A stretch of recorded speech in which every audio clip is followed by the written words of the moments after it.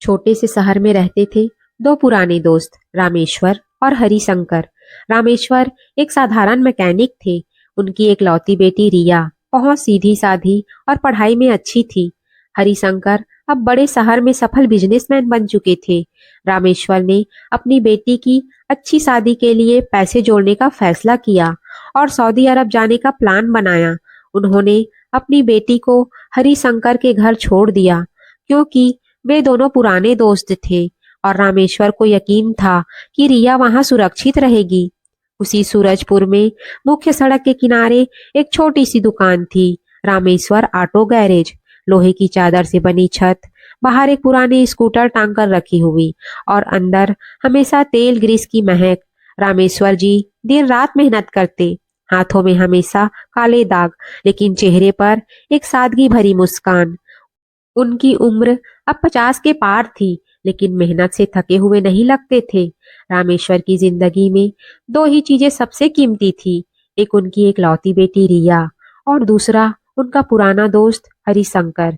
रिया, ओह, रिया तो बस दिल जीत लेने वाली लड़की थी। उम्र 18 साल की, लंबे काले बाल जो हमेशा दो चोटी बंधे रहते, आंखें बड़ी बड़ी और इतनी साफ कि उनमें झांकने से लगता जैसे कोई झील हो। वो सादा सलवार कमीज पहनती, कभी कभी माँ की पुरानी चूड़ियां भी हाथ में डाल लेती।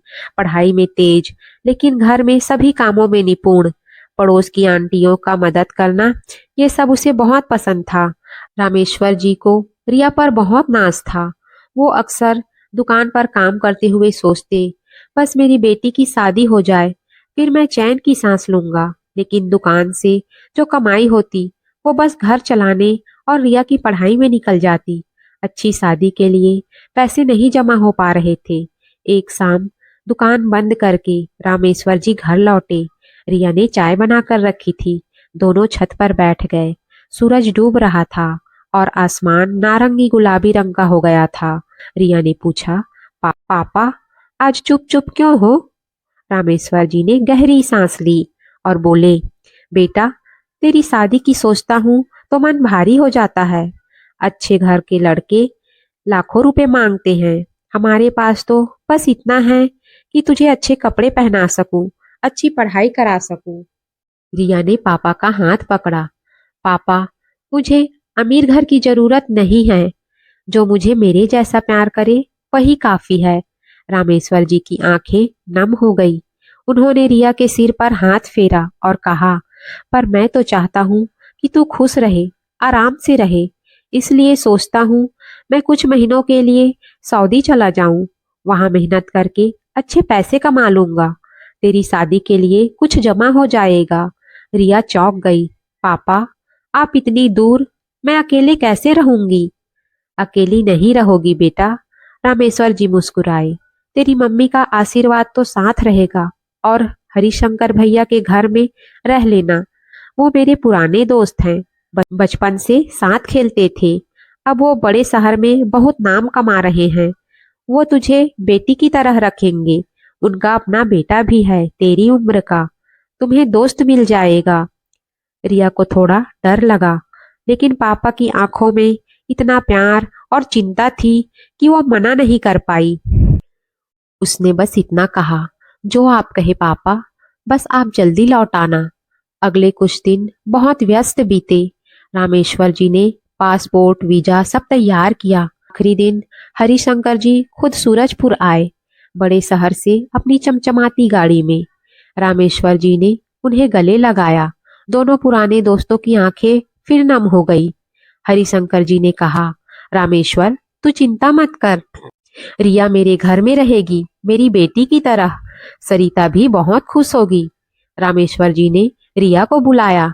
रिया थोड़ा शर्माते हुए आई। हरिशंकर जी ने उसके सिर पर हाथ रखा और बोले, बेटी, अब तुम मेरे घर में मेरे दोस्त की बेटी नहीं, मेरी बेटी बनकर रहोगी। रिया ने मुस्कुराकर सिर झुकाया। अगली सुबह रामेश्वर जी बस स्टैंड पर खड़े थे। रिया ने पापा को गले लगाया और रो पड़ी। पापा, खुद का ख्याल रखना। रामेश्वर जी ने आंसू पोंछे और कहा, तू भी हंसती रहना, मैं जल्दी लौट आऊंगा। बस चल पड़ी। रिया बस के पीछे पीछे दौड़ती रही जब तक बस नजर से ओझल नहीं हो गई। फिर वो हरिशंकर जी की गाड़ी में बैठी। गाड़ी शहर की तरफ बढ़ी। रिया खिड़की से बाहर देख रही थी। छोटा सा सूरजपुर पीछे छूट जा रहा था। सामने बड़ा शहर आने वाला था। नई जिंदगी, नए लोग, नया घर। उसके मन में एक सवाल बार बार घूम रहा था। क्या वो वहां एडजस्ट कर पाएगी? क्या वो लोग उसे उतना ही प्यार देंगे जितना उसके पापा देते हैं? गाड़ी जब बड़े शहर की सीमा में दाखिल हुई तो रिया की आंखें बस खिड़की से बाहर टिकी रही। सूरजपुर की गलियों से अलग यहाँ सब कुछ तेज था। ऊंची ऊंची इमारतें, चमचमाती लाइट्स, गाड़ियों की लाइनें और हवा में भी एक अलग तरह की महक। रिया के मन में एक अजीब सी घबराहट थी, लेकिन साथ ही उत्सुकता भी। हरिशंकर जी ने मुस्कुराते हुए कहा, बेटी डर मत, ये शहर बड़ा है लेकिन दिल वाले लोग यहाँ भी हैं। गाड़ी एक बड़े गेट के सामने रुकी। गेट के दोनों तरफ सुंदर लॉन, फूलों की क्यारियां और छोटे छोटे फव्वारे। गेट खुला तो सामने एक विशाल घर था। सफेद और ग्रे रंग की दीवारें, बड़ी बड़ी खिड़कियां और ऊपर की मंजिल पर बालकनी। घर के सामने पार्किंग में 3-4 चमचमाती गाड़ियां खड़ी थी। रिया ने कभी इतना शानदार घर नहीं देखा था। अंदर घुसते ही ठंडी हवा का झोंका आया। एसी की हल्की आवाज, फर्श पर चमचमाती मार्बल टाइल्स और दीवारों पर सुंदर पेंटिंग्स।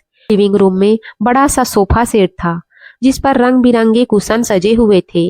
बीच में एक गोल ग्लास टेबल और ऊपर झूमर जो रोशनी बिखेर रहा था। एक महिला तेजी से आई, सरिता आंटी। उम्र करीब 40 के आसपास, लेकिन चेहरे पर जवानी बरकरार। साड़ी में बहुत खूबसूरत लग रही थी। उन्होंने रिया को देखते ही गले लगा लिया। अरे मेरी प्यारी बेटी, कितनी बड़ी हो गई है तू, बिल्कुल अपनी मम्मी जैसी लग रही है। रिया शर्मा गई। नमस्ते आंटी। नमस्ते क्या, बस मम्मी कहो। सरिता ने उसके गाल पर प्यार से थपकी दी। चल पहले कमरा दिखाती हूँ, थक गई होगी ना। वे सीढ़ियां चढ़कर ऊपर गई। रिया का कमरा दूसरी मंजिल पर था, बड़ा सा।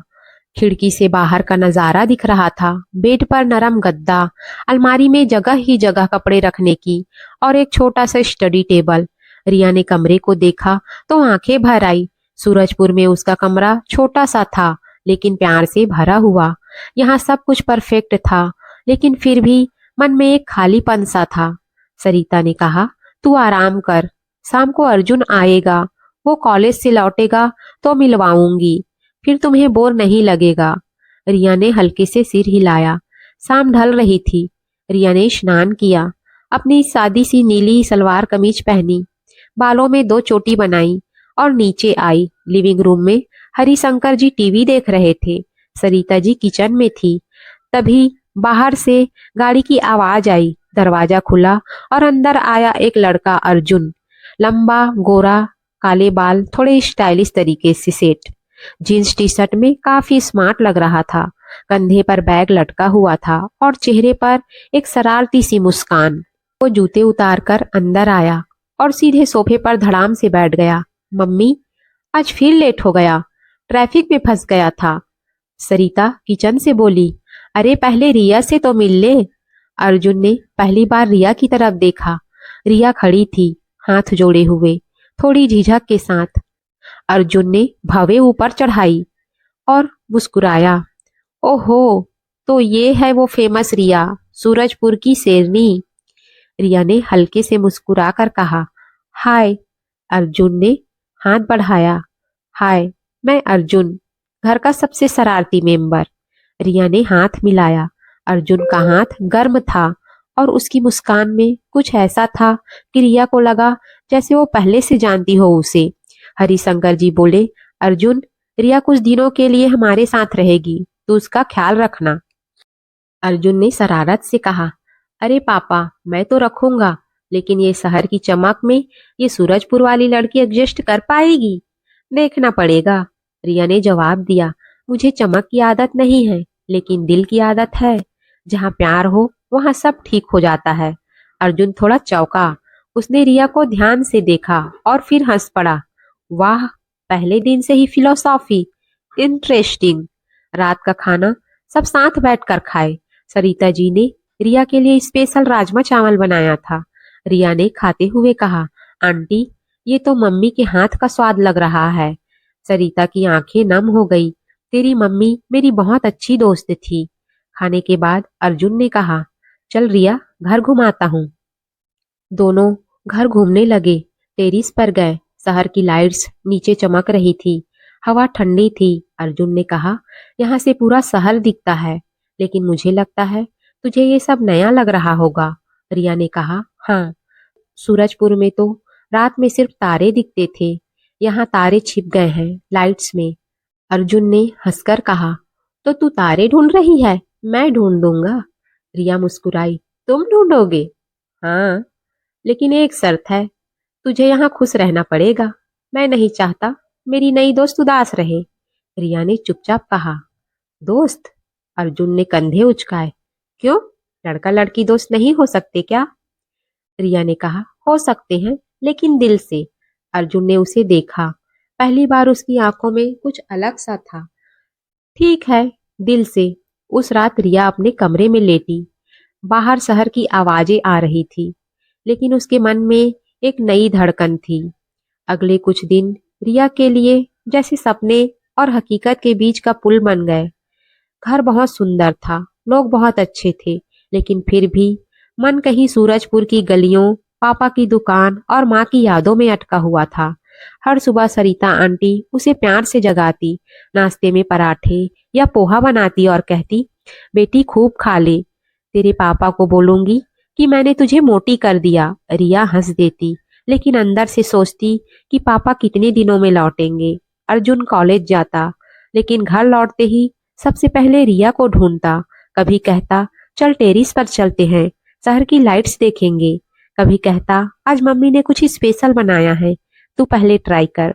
उसकी बातों में एक अजीब सी सहजता थी, जैसे वो रिया को बहुत पहले से जानता हो। एक शाम अचानक मौसम बदल गया। आसमान काला पड़ गया, हवा तेज हो गई और दूर कहीं बिजली चमकी। रिया खिड़की के पास खड़ी बारिश की बूंदों को देख रही थी।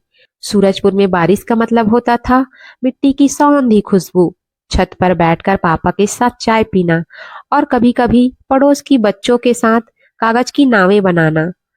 अर्जुन नीचे से आवाज लगाकर बोला, रिया, ऊपर मत खड़ी रह, नीचे आ। बारिश देखने का मजा तो बाहर से आता है। रिया ने झिझकते हुए कहा, बारिश में भीगना अच्छा नहीं होता। अर्जुन हंसा, अरे ये शहर की बारिश है, थोड़ी सी गंदगी, थोड़ी सी चमक। चल ना, मैं छाता ले आता हूँ। रिया ने हामी भरी। दोनों बाहर निकले। घर के सामने का लॉन अब बारिश की बूंदों से चमक रहा था। अर्जुन ने एक बड़ा सा काला छाता खोला, लेकिन जैसे ही दोनों नीचे आए, हवा ने छाता उल्टा कर दिया। बारिश की बूंदें दोनों पर बरसने लगी। रिया चीखी, अरे छाता तोड़ दिया। अर्जुन हंसते हुए बोला, अब क्या करे, छाता तो गया, अब भीगते हैं। रिया पहले तो शर्माई, लेकिन फिर उसने भी हंसना शुरू कर दिया। दोनों बिना छाते के बारिश में खड़े हो गए।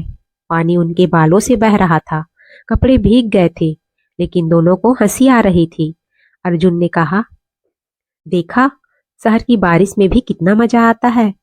रिया ने आंखें बंद करके कहा, सूरजपुर की बारिश में मिट्टी की खुशबू होती है, यहाँ सिर्फ पानी और गाड़ियों की आवाज है। अर्जुन ने थोड़ा गंभीर होकर कहा, तो तू मिस कर रही है घर? रिया ने हल्के से सिर हिलाया, हाँ, लेकिन यहाँ भी अच्छा लग रहा है, तुम सबके कारण।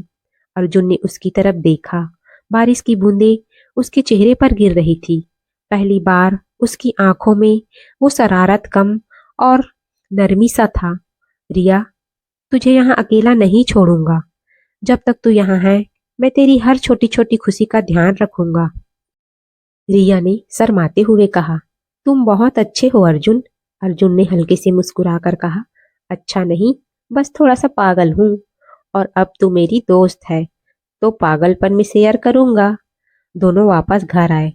सरिता आंटी ने देखा तो डांटते हुए बोली, अरे पागल बच्चे, भीग गए, जाओ जल्दी कपड़े बदलो, नहीं तो सर्दी लग जाएगी। रात को दोनों अपने अपने कमरे में थे, लेकिन अर्जुन ने रिया को मैसेज किया, घर से ही, बारिश में भीग कर अच्छा लगा? रिया ने जवाब दिया, हाँ। पहली बार। बहुत मजा आया। Thank you. अर्जुन, तो रोज बारिश करवाऊं? रिया, पागल हो तुम? अर्जुन, हाँ लेकिन तेरी दोस्त वाला पागल।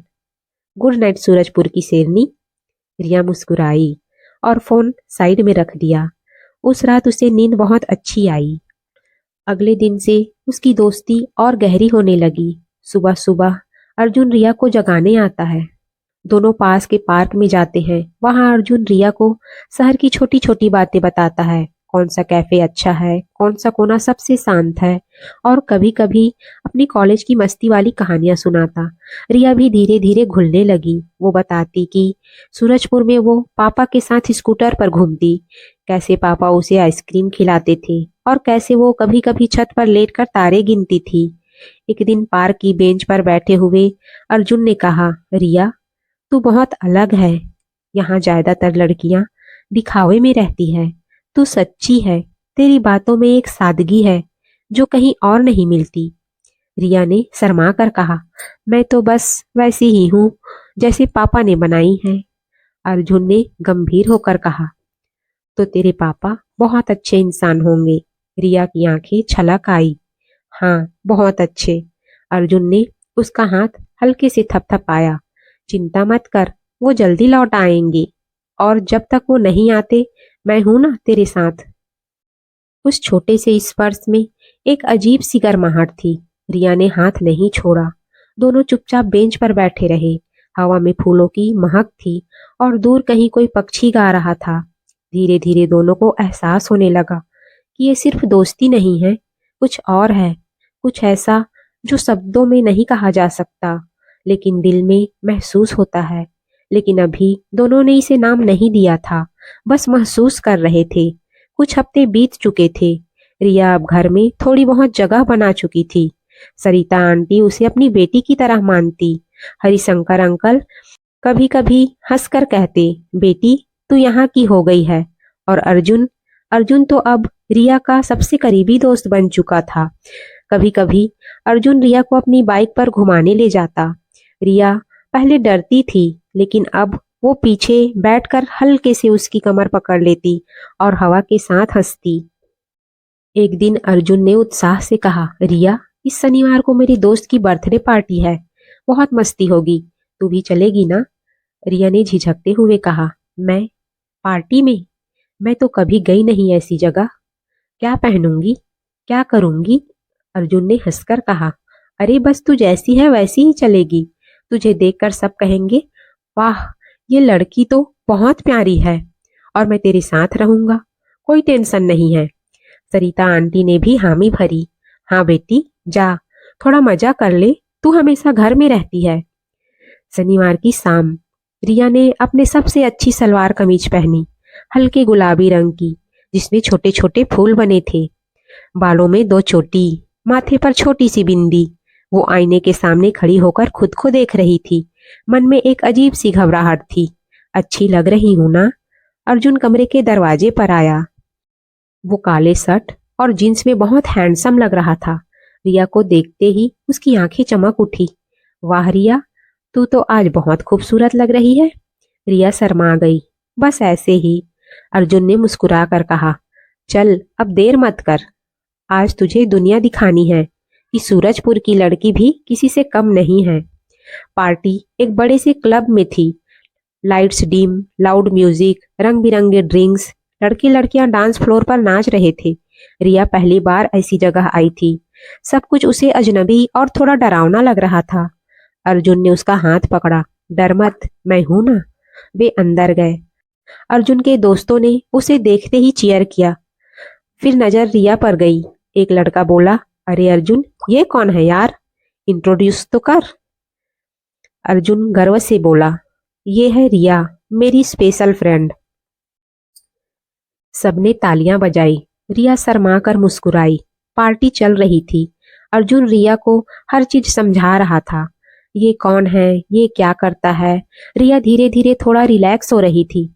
तभी वहां आया विक्रम, अर्जुन का एक पुराना दोस्त, लेकिन थोड़ा घमंडी और दिखावटी टाइप का लड़का। वो अमीर घर का था, हमेशा ब्रांडेड कपड़े पहनता और बातों में अक्सर दूसरों को नीचा दिखाने की कोशिश करता।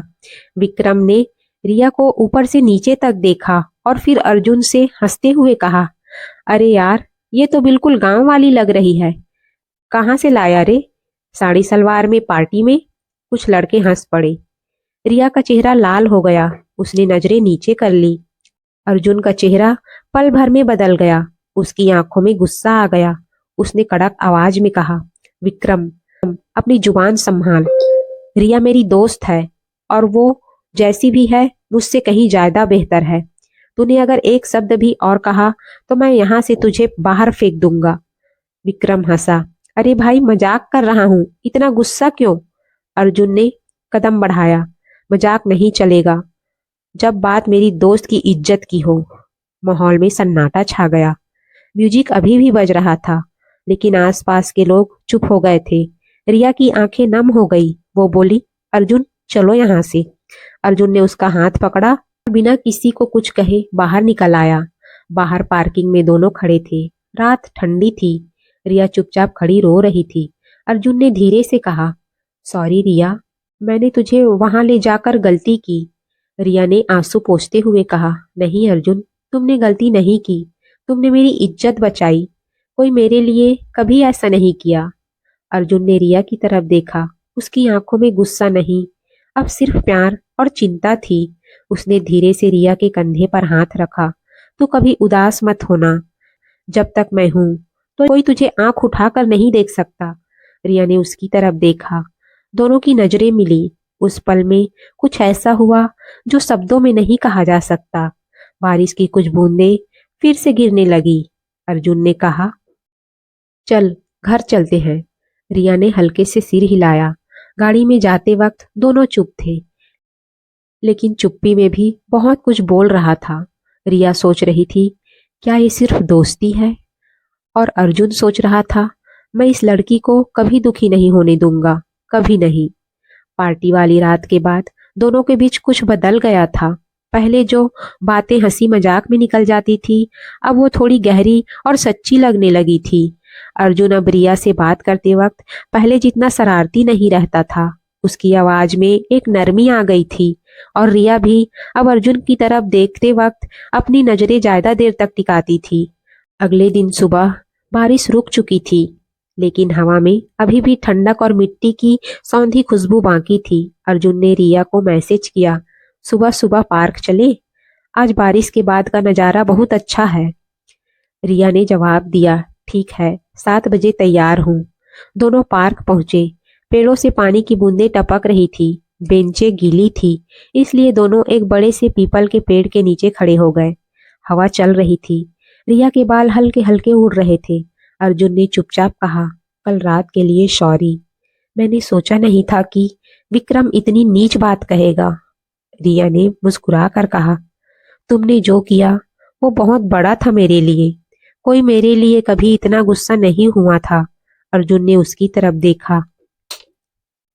रिया, तू मेरे लिए सिर्फ मेहमान नहीं है, तू अब बहुत खास हो गई है। रिया की सांस थम सी गई। वो कुछ नहीं बोली, बस नजरें नीचे कर ली। अर्जुन ने हिम्मत करके आगे कहा, मैं रोज सोचता हूँ कि तू यहाँ क्यों आई, लेकिन अब लगता है शायद इसलिए आई ताकि मैं तुझे जान सकूं। रिया ने धीरे से पूछा, तुम्हें क्या लगता है ये सिर्फ दोस्ती है? अर्जुन ने एक गहरी सांस ली। नहीं, अब ये सिर्फ दोस्ती नहीं रह गई। मैं तुमसे प्यार करने लगा हूँ रिया। ये शब्द जैसे हवा में तैर गए। रिया की आंखें भर आई। वो कुछ बोल नहीं पाई, बस उसने अपना सिर हल्के से अर्जुन के कंधे पर टिका दिया। अर्जुन ने धीरे से उसके कंधे पर हाथ रखा। दोनों चुप रहे। सिर्फ हवा की सरसराहट और दूर पक्षियों की आवाजें सुनाई दे रही थी। काफी देर बाद रिया ने धीमी आवाज में कहा, मुझे भी बहुत दिनों से लग रहा था, लेकिन डर लगता था। मैं सूरजपुर से हूँ, तुम बड़े शहर के हो। पापा क्या कहेंगे? अर्जुन ने कहा, मुझे ये सब फर्क नहीं पड़ता। मुझे बस तू चाहिए, तेरी सादगी, तेरी हंसी, तेरी वो बातें जो दिल से निकलती है। बाकी सब तो बाद में देख लेंगे। रिया ने आंखें उठाकर अर्जुन को देखा। सच में अर्जुन ने मुस्कुराकर कहा, सच से भी ज्यादा। उस दिन से दोनों के बीच एक अनकहा रिश्ता पक्का हो गया। वो अभी भी दोस्त कहकर बुलाते थे, लेकिन हर छोटी छोटी बात में प्यार झलकने लगा था। अर्जुन अब रिया के लिए चाय बना कर लाता। रिया अर्जुन के लिए उसके पसंदीदा आलू पराठे बनाती। शाम को टेरेस पर दोनों साथ बैठते, कभी गाने सुनते, कभी चुपचाप हाथ थामे शहर की लाइट्स देखते। अर्जुन रिया को अपनी पुरानी फोटोज दिखाता, बचपन की कहानियां सुनाता। रिया भी पापा और सूरजपुर की यादें शेयर करती। एक शाम टेरिस पर दोनों बैठे थे। अर्जुन ने अचानक कहा, रिया, अगर मैं तुमसे शादी की बात करूं तो? रिया चौंक गई। अभी? इतनी जल्दी? अर्जुन ने हंसकर कहा, अभी नहीं, लेकिन एक दिन जरूर करूंगा। बस सोच रहा हूं कि जब तेरे पापा आएंगे तो उन्हें कैसे मनाऊंगा। रिया ने शर्माते हुए कहा, पापा बहुत अच्छे हैं, लेकिन वो चाहते हैं कि मैं खुश रहूं। अगर वो देखेंगे कि तुम मुझसे कितना प्यार करते हो तो शायद मान जाए। अर्जुन ने रिया का हाथ पकड़ा। तो वादा कर, जब तक तेरे पापा नहीं आते हम दोनों एक दूसरे का बहुत ख्याल रखेंगे। रिया ने हल्के से सिर हिलाया। वादा। उसी रात रिया अपने कमरे में लेटी सोच रही थी। उसका दिल तेज तेज धड़क रहा था। पहली बार उसे लगा कि शायद उसकी जिंदगी में खुशी सचमुच आ गई है, लेकिन साथ ही एक डर भी था। अगर पापा या अर्जुन के पापा को पता चला तो क्या होगा। दूसरी तरफ अर्जुन भी सोच रहा था, मुझे रिया को कभी खोना नहीं है, चाहे जो भी हो जाए। प्यार की वो छोटी छोटी बातें अब दोनों के लिए रोजमर्रा का हिस्सा बन चुकी थी। अर्जुन अब रिया के लिए कॉलेज से लौटते वक्त फूल लाता, कभी गुलाब, कभी गेंदे का छोटा सा गुलदस्ता। रिया उसे छिपाकर अपने कमरे में रखती और मुस्कुराती रहती। शाम को जब सरिता आंटी किचन में होती, अर्जुन चुपके से रिया के कमरे में आ जाता। दोनों बस कुछ पल बातें करते, हंसते और कभी कभी बस चुपचाप एक दूसरे के पास बैठे रहते। लेकिन घर की दीवारों की आंख होती है और माँ की नजरें तो और भी तेज होती है। एक दोपहर सरिता आंटी बाजार से लौटी। हाथ में सब्जियों की थैलियां थी।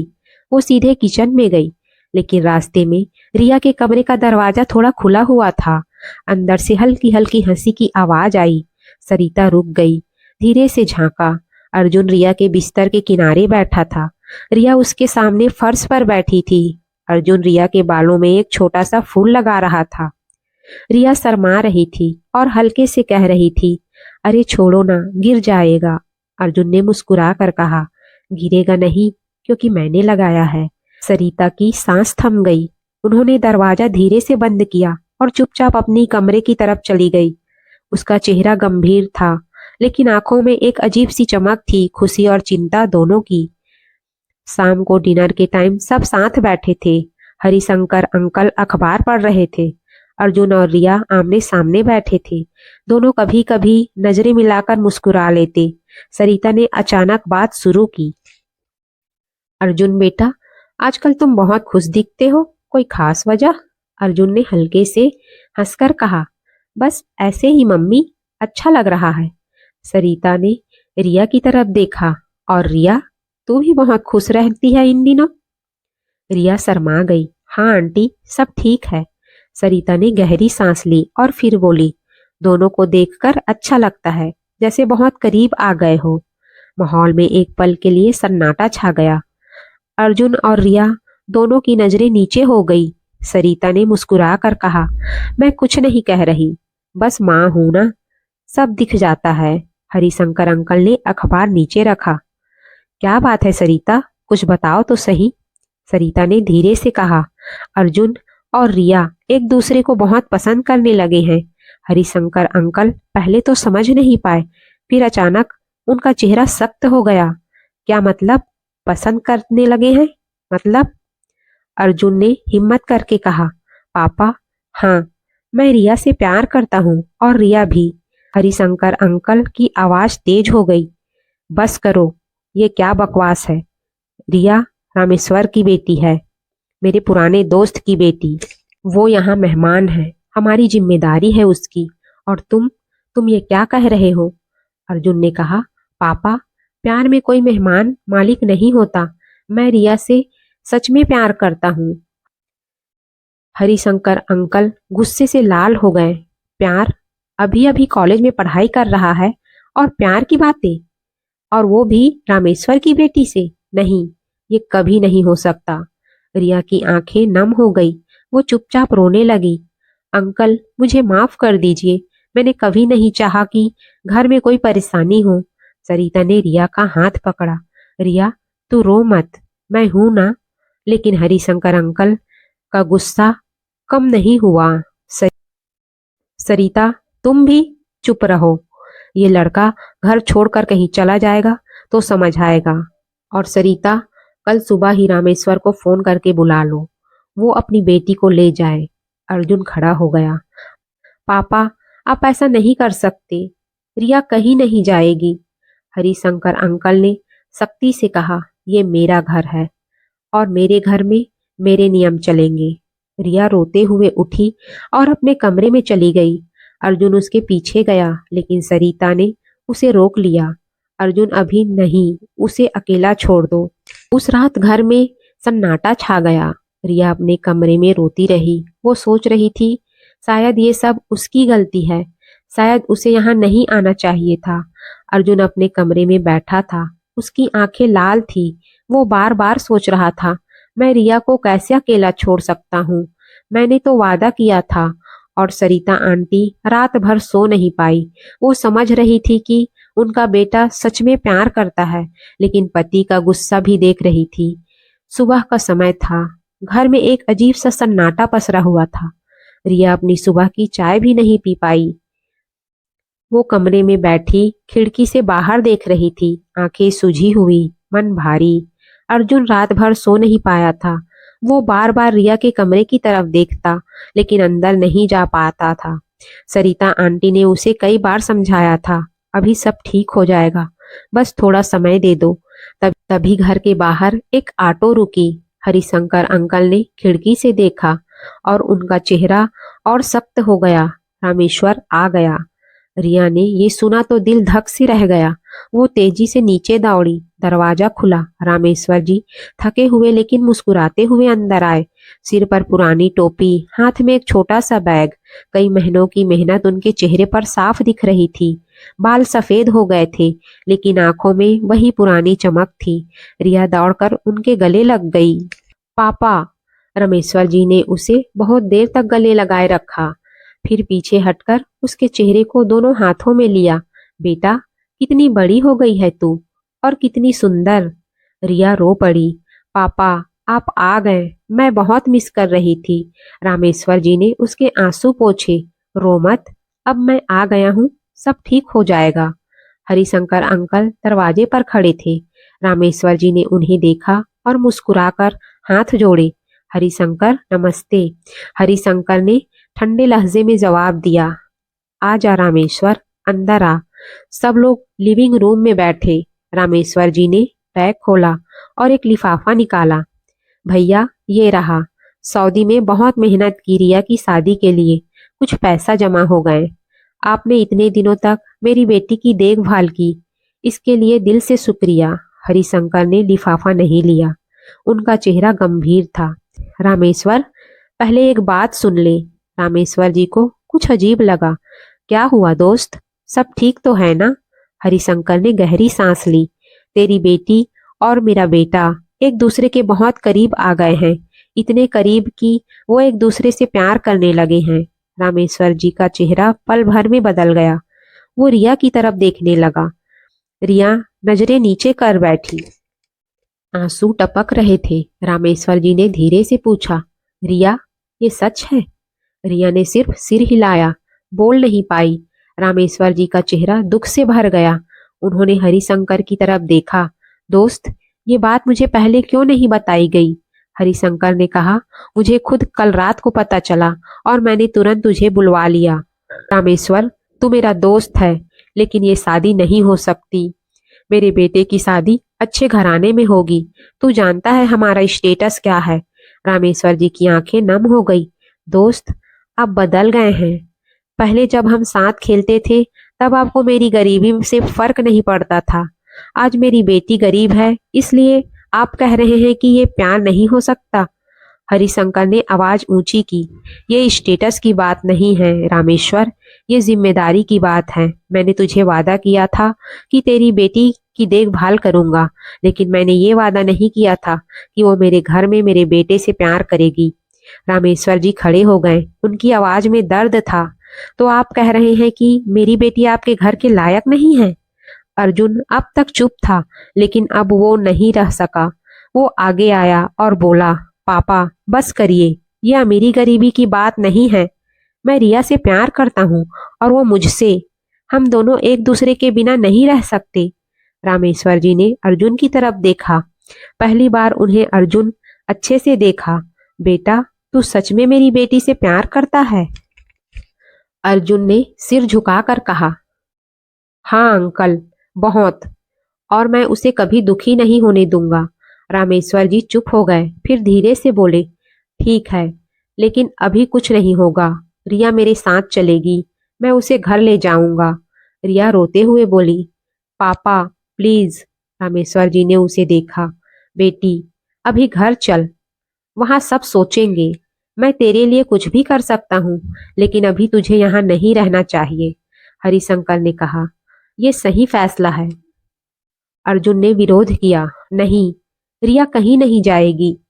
रामेश्वर जी ने अर्जुन की तरफ देखा। उनकी आंखों में दर्द और गुस्सा दोनों थे। बेटा, तू अच्छा लड़का लगता है, लेकिन अभी तू चुप रह, ये हम बड़ों का मामला है। रिया ने पापा के पैर पकड़ लिए। पापा, मैं नहीं जाऊंगी। रामेश्वर जी ने उसे उठाया। बेटा चल, घर चलते हैं। रिया रोती हुई पापा के साथ बाहर निकली। अर्जुन दौड़ा, लेकिन हरिशंकर ने उसे रोक लिया। अर्जुन अंदर आ। अर्जुन की आंखों में आंसू थे। वो दरवाजे पर खड़ा देखता रहा जब तक ऑटो नजर से ओझल नहीं हो गई। उस दिन घर में कोई नहीं बोला। सरिता चुपचाप रो रही थी। हरिशंकर अंकल कमरे में बंद हो गए और अर्जुन अर्जुन की दुनिया जैसे टूट गई थी।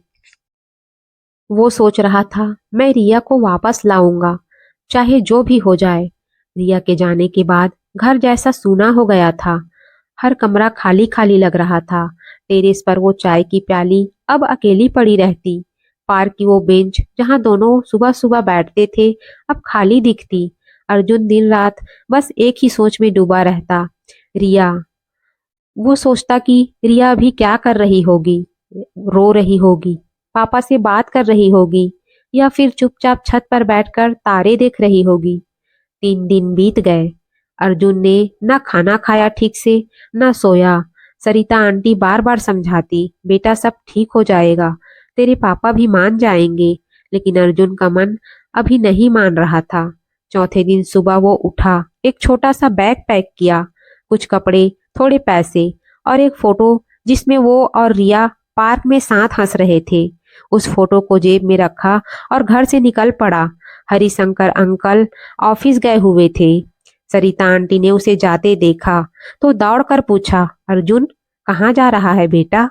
अर्जुन रुक गया, माँ की तरफ देखा, आंखें लाल थी। मम्मी, मैं रिया के पास जा रहा हूँ, मैं उसके बिना नहीं रह सकता। सरिता की आंखें भर आई। बेटा, तेरे पापा बहुत गुस्सा होंगे। अर्जुन ने कहा, मम्मी अगर मैं नहीं गया तो मैं कभी खुद को माफ नहीं कर पाऊंगा, मुझे जाना है। सरिता ने उसे गले लगाया। ठीक है बेटा, लेकिन खुद का ख्याल रखना और फोन पर बात करते रहना। अर्जुन ने माँ को गले लगाया और घर से निकल गया। वो बस स्टैंड गया, सूरजपुर की बस ली। रास्ते भर वो बस खिड़की से बाहर देखता रहा। शहर की चमक पीछे छूट रही थी, आगे गांव आने वाला था जहां रिया थी। सूरजपुर पहुंचते पहुंचते शाम हो गई। अर्जुन ने रामेश्वर जी के घर का पता पहले से पूछ रखा था। वो छोटी सी गली में पहुंचा। एक छोटा सा मकान, टीन की छत, बाहर छोटी सी दुकान। रामेश्वर जी की ऑटो गैरेज अब बंद थी और आंगन में एक नीम का पेड़। अर्जुन थोड़ा आगे बढ़ा, तभी आंगन में रिया दिखी। वो चूल्हे पर चाय बना रही थी, सादा सलवार कमीज में, बाल खुले हुए, चेहरे पर उदासी। अर्जुन को देखते ही रिया की चाय की कड़ाही हाथ से छूट गई। अर्जुन अर्जुन मुस्कुराया, लेकिन आंखें नम थी। हाँ मैं आ गया। रिया दौड़कर उसके पास आई। दोनों ने एक दूसरे को बहुत देर तक गले लगाए रखा। रिया रो रही थी। तुम यहाँ कैसे? पापा को पता चल गया तो? अर्जुन ने कहा। मुझे अब कुछ नहीं दिखता रिया, बस तू दिखती है। मैं तेरे बिना नहीं रह सकता। तभी रामेश्वर जी दुकान से बाहर आए। अर्जुन को देखा तो पहले तो चौंक गए, फिर गुस्से से बोले, तू यहाँ क्या कर रहा है? अर्जुन ने सिर झुकाकर कहा, अंकल, मैं रिया से मिलने आया हूँ। रामेश्वर जी की आवाज कड़क हो गई। मैंने साफ कहा था कि ये सब नहीं चलेगा। तू वापस जा यहाँ से। रिया ने पापा के पैर पकड़ लिए। पापा प्लीज, वो इतनी दूर से आया है। रामेश्वर जी का चेहरा दुख से भर गया। बेटा, मैं तेरे लिए कुछ भी कर सकता हूँ, लेकिन ये लड़का, ये बड़े शहर का है, वो यहाँ कैसे रहेगा हमारी जिंदगी में?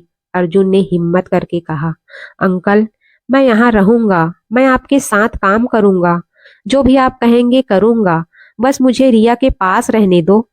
रामेश्वर जी चुप हो गए, फिर बोले, यहाँ रहना आसान नहीं है। यहाँ सुबह से शाम तक मेहनत करनी पड़ती है। तेरे जैसे बड़े घर के लड़के के लिए ये बहुत मुश्किल होगा। अर्जुन ने कहा, मैं कोशिश करूंगा अंकल, मुझे मौका दीजिए। रामेश्वर जी ने गहरी सांस ली। ठीक है, लेकिन एक शर्त पर। अर्जुन ने उत्सुकता से पूछा, क्या शर्त? रामेश्वर जी ने कहा, अगर तू सच में मेरी बेटी से प्यार करता है तो साबित कर। यहाँ रहकर मेहनत करके खुद का कुछ बना। 6 महीने में अगर तू खुद कमाने लगेगा, सम्मान से जीने लायक होगा, तो मैं अपनी बेटी तुझे सौंप दूंगा, वरना तू चला जाएगा और कभी वापस नहीं आएगा। अर्जुन ने बिना सोचे कहा, मैं मानता हूँ अंकल, मैं ये चुनौती स्वीकार करता हूँ। रामेश्वर जी ने उसे ध्यान से देखा। ठीक है, आज से तू मेरे घर में रहेगा, लेकिन मेरे घर के नियम मानने पड़ेंगे। रिया की आंखों में आंसू और मुस्कान दोनों थे। उसने पापा को गले लगा लिया। थैंक यू पापा। रात को अर्जुन को आंगन में एक छोटी सी चारपाई दी गई। वो लेटा तो आसमान में तारे दिख रहे थे, सूरजपुर के तारे, वही तारे जो रिया देखती थी। अर्जुन ने मन ही मन कहा, रिया, मैं तेरे लिए सब कुछ करूंगा। ये 6 महीने मेरी जिंदगी के लिए सबसे अहम महीने होंगे। सूरजपुर में पहला सुबह। अर्जुन की आंखें तब खुली जब रामेश्वर जी ने आंगन में जोर से आवाज लगाई, उठ जा बेटा, सूरज निकल आया। अर्जुन ने चारपाई से उठते हुए देखा। आसमान अभी भी हल्का नीला था, लेकिन सूरज की पहली किरणें नीम के पत्तों से छनकर आ रही थी। उसने जल्दी से मुंह हाथ धोया, कपड़े बदले और बाहर आया। रामेश्वर जी पहले से तैयार थे, पुरानी खाकी शर्ट, हाथ में रिंच और एक छोटा सा टूल बॉक्स। चल, आज से तू मेरे साथ दुकान पर चलेगा। अर्जुन ने सिर हिलाया। जी अंकल। दुकान बस घर के सामने ही था, एक छोटा सा शेड, बाहर एक पुरानी स्कूटर और 2-3 बाइक खड़ी थी। अंदर तेल ग्रीस की महक, दीवार पर पुराने टूल्स लटके हुए। रामेश्वर जी ने कहा, यहाँ कोई एसी नहीं, ना कोई आराम की कुर्सी, जो काम आएगा हाथ से करना पड़ेगा। तैयार है? अर्जुन ने मुस्कुरा कर कहा। हाँ अंकल। पहला काम आया। एक पुरानी बाइक का इंजन खराब था। रामेश्वर जी ने अर्जुन को बिठाया और समझाया, ये पिस्टल चेंज करना है, गंदा काम है, हाथ काले हो जाएंगे। अर्जुन ने पहली बार हाथ में रिंच लिया। शुरू में हाथ कांप रहे थे, स्क्रू निकालते वक्त कई बार फिसल गया। तेल उसके हाथों, शर्ट और चेहरे पर लग गया। रामेश्वर जी चुपचाप देखते रहे, कभी कभी हल्के से कहते, ऐसे नहीं, ऐसे पकड़, जोर से। दोपहर तक अर्जुन का पूरा शरीर दुख रहा था, पीठ में खिंचाव, हाथों में छाले और कमर में अकड़न, लेकिन वो चुप रहा। रिया बार बार दुकान पर आती, पानी का गिलास लाती, कभी कपड़ा देती, हाथ पोंछने को। उसकी आंखों में चिंता थी, लेकिन साथ ही गर्व भी। एक बार उसने धीरे से कहा, अर्जुन, बहुत थक गए होगे ना, आराम कर लो थोड़ा। अर्जुन ने पसीना पोंछते हुए मुस्कुराया, नहीं रिया, अभी तो शुरुआत है। शाम को जब काम खत्म हुआ तो रामेश्वर जी ने अर्जुन को देखा, आज कितना कमाया? अर्जुन ने कहा, अंकल, आज तो बस सीखा। रामेश्वर जी ने कहा, सीखना भी कमाई है, लेकिन याद रख, 6 महीने बाद तुझे खुद कमाना होगा, अपनी मेहनत से। मेरे पैसे से नहीं। अर्जुन ने सिर झुकाकर कहा। समझ गया अंकल। रात को खाना सब साथ बैठकर खाया। रिया ने अर्जुन के लिए स्पेशल आलू पराठे बनाए थे। अर्जुन ने एक कौर खाया और बोला, रिया, ये तो स्वर्ग का खाना है। रिया शर्मा गई। रामेश्वर जी चुपचाप खाते रहे। खाने के बाद वो बोले, अर्जुन, कल से तू खुद एक छोटा सा काम शुरू कर। दुकान के बाहर ही एक ठेला लगा, चाय नाश्ता बेच। जो कमाई होगी वो तेरी, लेकिन दुकान का काम भी साथ में करना पड़ेगा। अर्जुन ने कहा, जी अंकल, मैं कर लूंगा। अगले दिन से नया दौर शुरू हुआ। सुबह 5 बजे उठना, चाय की केतली चढ़ाना, बिस्किट समोसे, फिर दुकान पर रामेश्वर जी के साथ मदद करना। दोपहर में ठेले पर बैठना, गर्मी में पसीना बहाना। लोग आते, चाय मांगते, कभी मजाक उड़ाते, अरे ये शहर वाला लड़का यहाँ चाय बेच रहा है। अर्जुन मुस्कुराता और कहता, जी हाँ, चाय तो चाय है, स्वाद देख लीजिए। धीरे धीरे लोग आने लगे। अर्जुन की चाय में कुछ खास था। वो हर कप में थोड़ा सा प्यार डालता था। रिया भी कभी कभी ठेले पर आ जाती थी। दोनों चुपके से नजरें मिलाते। एक बार रिया ने कहा, तुम बहुत बदल गए हो अर्जुन। पहले जो लड़का शहर में बाइक चलाता था, वो आज यहाँ मेहनत कर रहा है। अर्जुन ने कहा, रिया, तेरे लिए कुछ भी कर सकता हूँ। ये मेहनत नहीं, तुझ तक पहुँचने का रास्ता है। एक शाम जब ठेला बंद करके दोनों घर लौट रहे थे, अर्जुन ने रिया से कहा, पता है, आज पहली बार मुझे लगा कि मैं सच में कुछ कर रहा हूँ। आज 320 रुपये कमाए। बहुत कम है, लेकिन मेरे हाथों से कमाए हैं। रिया ने उसका हाथ पकड़ा। ये 320 रुपये नहीं, ये तेरी किस्मत है। रात को अर्जुन चारपाई पर लेटा। हाथों में छाले थे, शरीर दुख रहा था, लेकिन मन बहुत हल्का था। वो आसमान की तरफ देखकर बोला, बस 6 महीने, मैं कर लूंगा। धीरे धीरे दिन बीतने लगे। अर्जुन का ठेला अब चलने लगा। लोग उसकी चाय के दीवाने हो गए।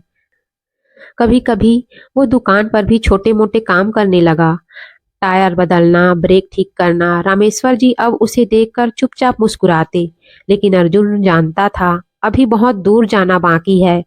सिर्फ चाय बेचने से नहीं, उसे कुछ बड़ा करना होगा, कुछ ऐसा जो रिया के पापा को दिखा सके कि वो सच में तैयार है। दिन बीतते गए। सूरजपुर की गलियों में अब अर्जुन का नाम फैलने लगा। वो शहर वाला लड़का जो चाय बेचता है, बहुत अच्छी चाय बनाता है यार। हाँ, और दुकान पर भी मदद करता है। रामेश्वर जी का बेटा सा बन गया है। अर्जुन का ठेला अब सिर्फ चाय नाश्ते तक सीमित नहीं रहा। उसने धीरे धीरे कुछ नया सोचना शुरू किया। एक दिन शाम को ठेले पर बैठे बैठे उसने सोचा, सिर्फ चाय बेचने से बहुत आगे नहीं बढ़ पाऊंगा। कुछ ऐसा करना होगा जो बड़ा हो, जो गांव के लोगों को भी फायदा दे। रात को खाने के बाद वो रामेश्वर जी के साथ बैठा।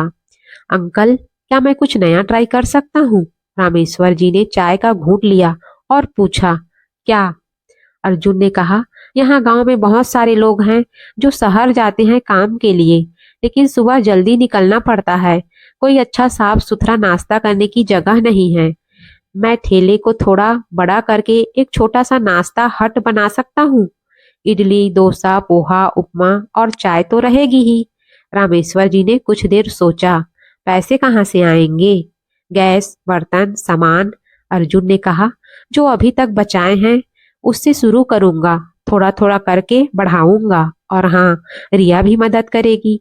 रिया जो पास बैठी सुन रही थी, उसने तुरंत कहा, हाँ हाँ पापा, मैं सुबह जल्दी उठकर बैटर तैयार कर सकती हूँ। रामेश्वर जी ने दोनों को देखा, फिर हल्के से मुस्कुराए। ठीक है, लेकिन एक बात याद रखना, अगर ये फेल हुआ तो सब कुछ वापस उसी हाल में लाना पड़ेगा। अगले दिन से नई शुरुआत हुई। अर्जुन ने ठेले को थोड़ा सा बड़ा किया, एक पुरानी साइकिल रिक्शा वाली छतरी लगवाई। रिया ने घर पर इडली डोसा का बैटर तैयार करना शुरू किया। अर्जुन ने बाजार से थोड़े अच्छे बर्तन लिए, एक छोटा सा गैस स्टोव लिया। पहले दिन बहुत कम लोग आए, केवल 4 से 5 प्लेट बिकी। अर्जुन का मन थोड़ा उदास हुआ, लेकिन उसने हार नहीं मानी। अगले दिन उसने एक छोटा सा बोर्ड बनवाया, ताजा गरम नाश्ता, इडली चटनी सिर्फ 20 रुपए में, पोहा चाय कॉम्बो 25 रुपए। धीरे धीरे लोग आने लगे। पहले जो लोग सिर्फ चाय पीने आते थे अब नाश्ता भी करने लगे।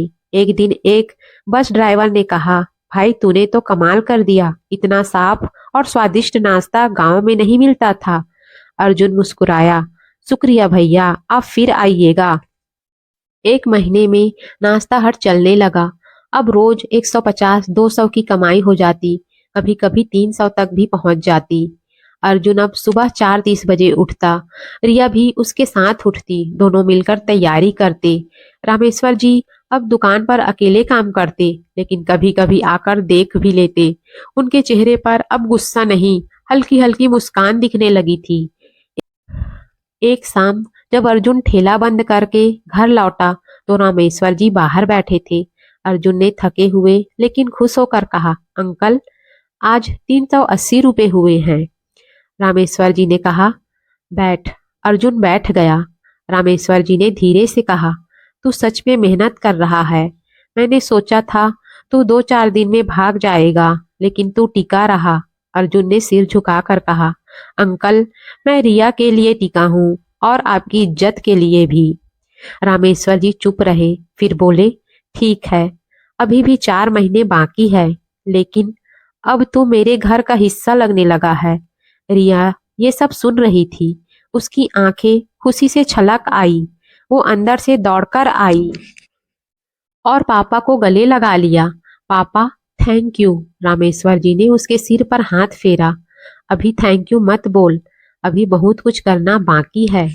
उस रात अर्जुन चारपाई पर लेटा। उसने आसमान की तरफ देखा, तारे चमक रहे थे। उसने मन ही मन कहा, रिया हमारा सपना अब सच होने की राह पर है, बस थोड़ा और सब्र, थोड़ी और मेहनत। अगले कुछ हफ्तों में नाश्ता हट की कमाई और बढ़ी। अब गांव के लोग उसे अर्जुन भैया कहकर बुलाने लगे। वो कभी कभी बच्चों को फ्री में चाय दे देता, कभी किसी गरीब मजदूर से पैसे नहीं लेता। धीरे धीरे लोग उसकी इज्जत करने लगे। रामेश्वर जी अब चुपचाप देखते और मन ही मन सोचते, शायद मैं गलत था, शायद प्यार अमीरी गरीबी नहीं देखता। 6 महीने ठीक ठीक पूरे होने वाले थे। सूरजपुर की सुबह अब पहले जैसी नहीं रह गई थी। अर्जुन का नाश्ता हट अब गांव का एक छोटा सा नाम बन चुका था। सुबह सुबह बस स्टैंड जाने वाले मजदूर, स्कूल जाने वाले बच्चे, दुकानदार, किसान सब उस ठेले पर रुकते। अर्जुन अब सिर्फ चाय दिल्ली नहीं बेचता था, उसने धीरे धीरे मेन्यू बढ़ाया था। वेज बर्गर, पाव भाजी, चाय के साथ गरम गरम जलेबी भी। रिया हर सुबह बैटर तैयार करती, कभी कभी ठेले पर भी आकर मदद करती। दोनों की जोड़ी अब गांव में मशहूर थी। लोग हंस हंस कर कहते, देखो शहर का लड़का अब हमारे गांव का बेटा बन गया। अर्जुन के हाथ अब पहले जैसे नरम नहीं थे, उंगलियों पर मेहनत के निशान थे। छाले ठीक हुए, लेकिन उनकी जगह कठोर त्वचा आ गई। कपड़े भी अब शहर वाले नहीं रहे, साधारण कुर्ता पैजामा, कभी कभी रामेश्वर जी की पुरानी शर्ट। लेकिन उसकी आंखों में एक नई चमक थी, वो चमक जो सिर्फ मेहनत करने वाले इंसान की आंखों में होती है। आखिरी दिन की सुबह अर्जुन ने ठेला पहले की तरह सजाया। रिया भी साथ थी। दोनों ने मिलकर बहुत सारा नाश्ता तैयार किया था, जैसे आज कुछ खास होने वाला हो। दोपहर के बाद रामेश्वर जी दुकान से लौटे। उनके चेहरे पर कोई भाव नहीं था, न गुस्सा न खुशी, बस एक गहरी सोच। अर्जुन ने हिम्मत करके कहा, अंकल आज 6 महीने पूरे हो गए। रामेश्वर जी ने सिर हिलाया, हाँ पता है। शाम को रामेश्वर जी ने अर्जुन को बुलाया। घर के आंगन में 3 कुर्सियां लगी थी। रिया भी पास बैठी थी, हाथ कांप रहे थे। रामेश्वर जी ने धीरे से बात शुरू की, अर्जुन जब तू यहाँ आया था मैंने सोचा था कि तू 2-3 दिन भी नहीं टिक पाएगा। बड़े शहर का लड़का, एसी कमरा, गाड़ी, आराम की जिंदगी, ये सब छोड़कर यहाँ मिट्टी में हाथ डुबोएगा। मैंने सोचा था तू हार मान लेगा और चला जाएगा, लेकिन तूने मुझे गलत साबित कर दिया। अर्जुन चुपचाप सुन रहा था, आंखें नीचे, लेकिन कान पूरी तरह से रामेश्वर जी पर लगे हुए। रामेश्वर जी ने आगे कहा, तूने सिर्फ नाश्ता नहीं बेचा, तूने इज्जत कमाई। गांव के लोग तुझे अपना कहने लगे हैं। तूने कभी शिकायत नहीं की, ना गर्मी से डरा, ना मेहनत से भागा, और सबसे बड़ी बात, तूने मेरी बेटी का ख्याल रखा। हर दिन, हर पल मैंने देखा है कि तू रिया के लिए कितना जीता है। रिया की आंखों में आंसू आ गए। वो चुपचाप रो रही थी। रामेश्वर जी ने एक गहरी सांस ली। मैंने तुमसे वादा किया था, अगर तू 6 महीने में खुद कमाने लायक हो गया, सम्मान से जीने लायक हो गया, तो मैं अपनी बेटी तुझे सौंप दूंगा। आज मैं ये मानता हूँ तू वो शर्त पूरी कर चुका है। अर्जुन की सांस रुक गई। वो कुछ बोल नहीं पाया, बस रामेश्वर जी की तरफ देखता रहा। रामेश्वर जी ने मुस्कुरा कर कहा, लेकिन एक आखिरी बात, मैं चाहता हूँ कि तू अपने पापा से भी बात कर ले। उन्हें भी बताना चाहिए कि उनका बेटा अब क्या बन गया है, और अगर वो भी मान जाए तो मैं कोई रोक टोक नहीं करूंगा। अर्जुन ने तुरंत सिर झुकाया। अंकल, मैं अभी फोन करता हूँ। मैं अपने पापा को सब कुछ बताऊंगा और उन्हें यहाँ बुलाऊंगा। उसी शाम अर्जुन ने हरिशंकर जी को फोन किया। पहले तो हरिशंकर जी ने बात करने से मना कर दिया, लेकिन जब अर्जुन ने रोते हुए कहा, पापा, मैंने आपकी बात नहीं मानी, मैंने घर छोड़ दिया, लेकिन मैंने कुछ गलत नहीं किया। मैंने मेहनत की, मैंने साबित किया कि मैं रिया के लायक हूँ। प्लीज एक बार आइए और देख लीजिए। हरिशंकर जी चुप रहे, फिर धीरे से बोले, मैं कल आ रहा हूँ। अगली सुबह हरिशंकर जी और सरिता आंटी सूरजपुर पहुंचे। उनकी चमचमाती गाड़ी गांव में एकदम अलग लग रही थी, लेकिन जब वो अर्जुन के ठेले पर पहुंचे तो देखा कि उनका बेटा पसीने से तरबतर होकर लोगों को नाश्ता परोस रहा है। उसके चेहरे पर मुस्कान थी, उसकी आंखों में संतोष था। हरिशंकर जी कुछ देर तक चुपचाप खड़े रहे, फिर धीरे धीरे अर्जुन के पास आए। अर्जुन ने उन्हें देखा तो चौंक गए। पापा, आप? हरिशंकर जी ने अर्जुन के कंधे पर हाथ रखा। उनकी आंखें नम थी। बेटा, मैं गलत था। मैंने अमीरी गरीबी के चश्मे से देखा था, लेकिन तूने मुझे दिखा दिया कि प्यार और मेहनत सबसे बड़ी अमीरी है। मुझे माफ कर दे। अर्जुन रो पड़ा। उसने पापा को गले लगाया। पापा, आप आए, यही काफी है। रामेश्वर जी भी पास आए। दोनों पुराने दोस्त एक दूसरे को देखकर मुस्कुराए। रामेश्वर जी ने कहा, हरिशंकर, अब पुरानी बातें छोड़ दो। दोनों बच्चे खुश हैं, बस यही काफी है। हरिशंकर जी ने रामेश्वर जी को गले लगाया। हाँ भाई, अब बस यही काफी है। उस दिन शाम को सब घर में बैठे। रिया खुशी से रो रही थी। अर्जुन का चेहरा चमक रहा था। दोनों परिवारों ने फैसला किया, अब रिया और अर्जुन की शादी होगी। 6 महीने की मेहनत, आंसू, विरोध और प्यार की वो सारी परीक्षाएं अब पीछे छूट चुकी थी। दोनों परिवार अब एक हो चुके थे। रामेश्वर जी और हरिशंकर जी फिर से वही पुराने दोस्त बन गए थे, जैसे कभी कोई झगड़ा हुआ ही नहीं। सरिता आंटी और रिया की माँ की यादों में अब सिर्फ खुशी की बातें होती, और अर्जुन, रिया, उनके प्यार को अब कोई रोक नहीं सकता था। शादी का दिन तय हुआ। बस 3 महीने बाद सूरजपुर में छोटा सा लेकिन बहुत प्यारा मंडप सजाया गया। घर के आंगन में नीम के पेड़ के नीचे रंग बिरंगे फूलों की मालाएं, लाइट्स और मिट्टी की खुशबू। गांव वाले भी उत्साह में शामिल हुए।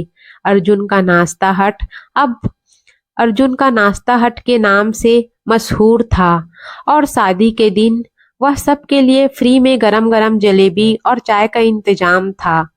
शादी की सुबह रिया तैयार हो रही थी।